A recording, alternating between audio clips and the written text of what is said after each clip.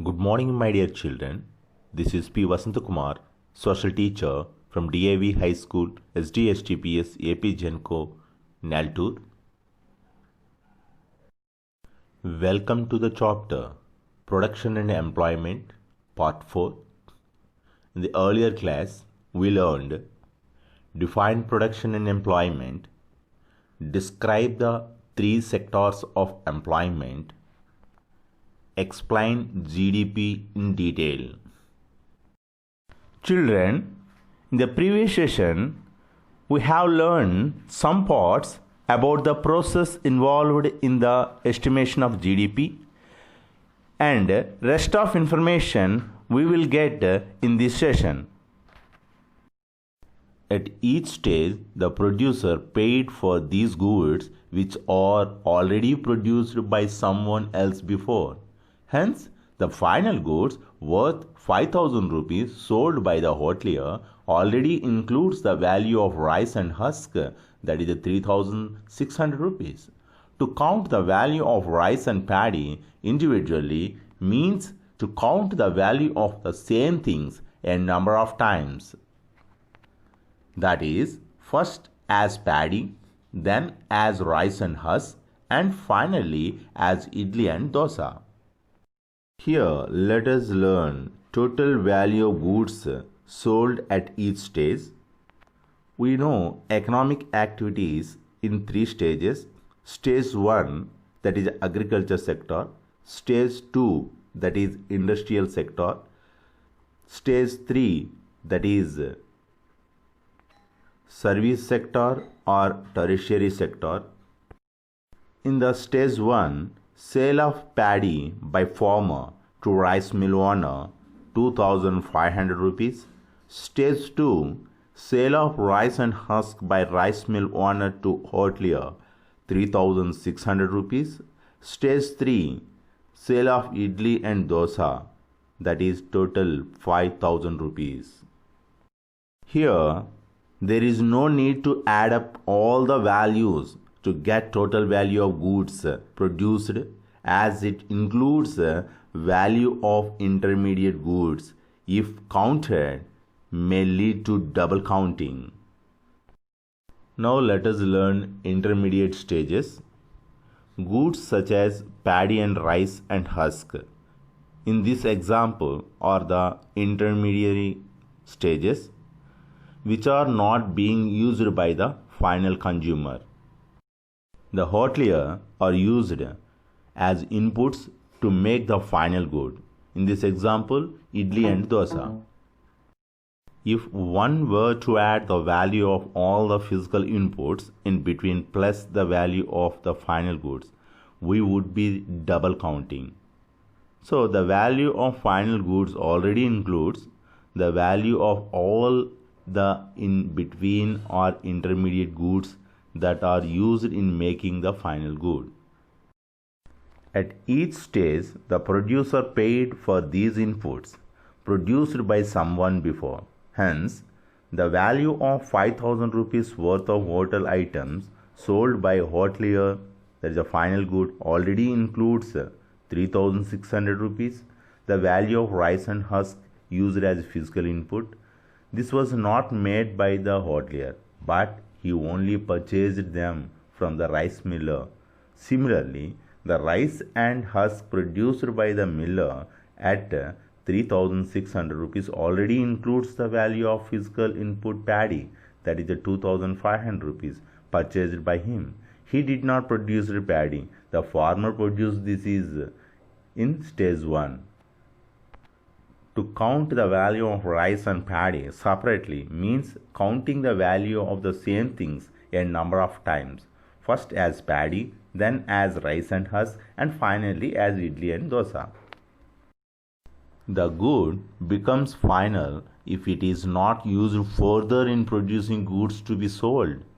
See, if the rice had been bought by a family for their consumption, this would be the final point, because idli and dosa would be made by the family for themselves and not as goods to be sold.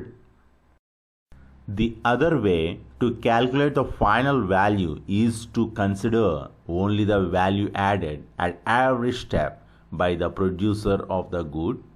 The correct way to consider the final value is to include the value added at each stage or to take the value of the final goods.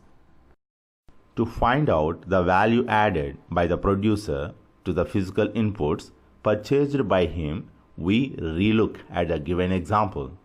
Stage 1. Sale of paddy by farmer to rice mill owner, that is 2,500 rupees. Less cost of inputs purchased, nothing. Therefore, the value added is 2,500 rupees. Stage 2. Sale of rice and husk by rice mill owner to hotelier, that is 3,600 rupees. Here, less cost of inputs purchased, the 2,500 rupees. Value added is 1,100 rupees. Stage 3. Sale of idli and dosa. Less inputs purchased, 3,600 rupees. Value added is 1,400 rupees.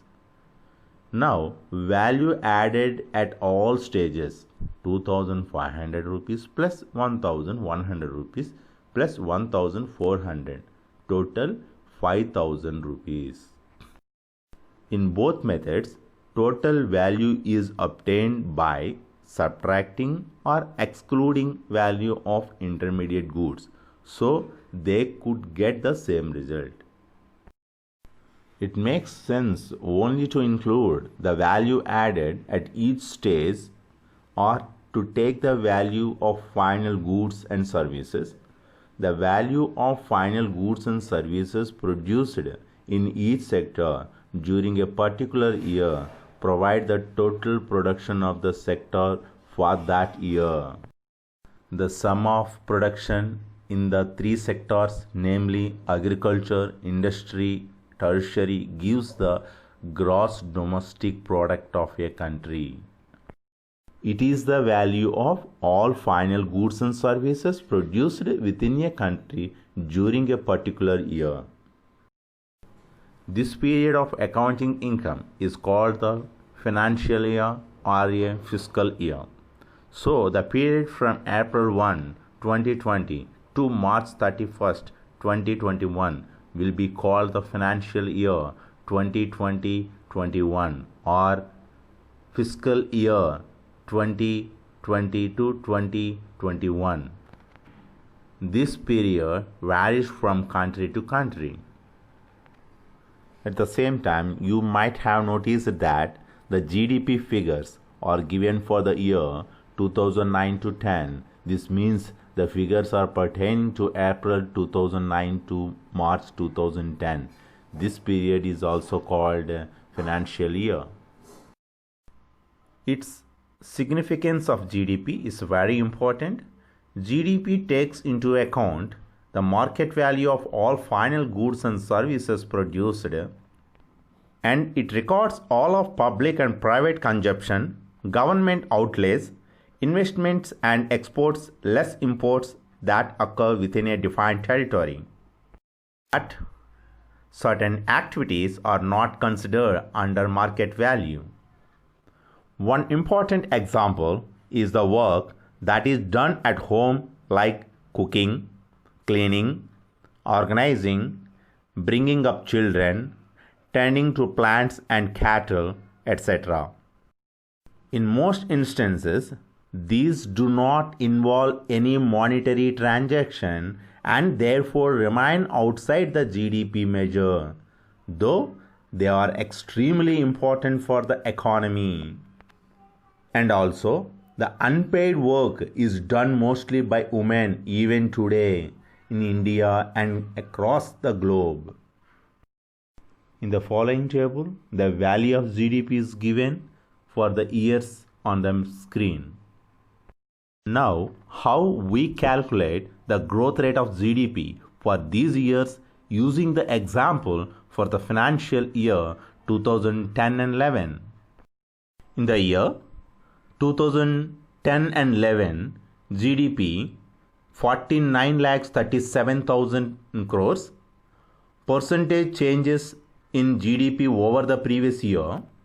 The present year of GDP 49,37,000 minus in the previous year the GDP is 45,16,000 divided by the previous GDP 45,16,000 into 100.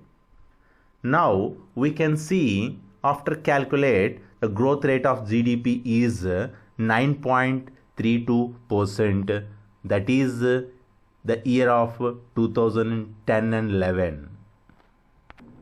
Growth rate of GDP. In the year 2011 and 12, GDP 52,44,000 in crores. Now you see percentage change in GDP over the previous year. Present year, that is 2011 and 12, the GDP is 52,44,000 in crores minus the last year, that is 2010 and 11, GDP 49,37,000 divided by 49,37,000 crores into 100. Now we can see after calculate growth rate of GDP is 6.21%. That is the growth rate of GDP in the year 2011 and 12.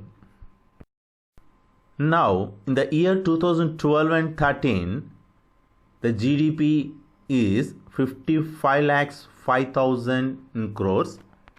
We should calculate. After calculate, the growth rate of GDP is 4.97%. That is the growth rate of GDP in the year 2012 and 13. My dear children, I hope you understood this session. Next session, we will meet with illustrate the changes in the importance of sectors and describe employment. Thank you, my dear children.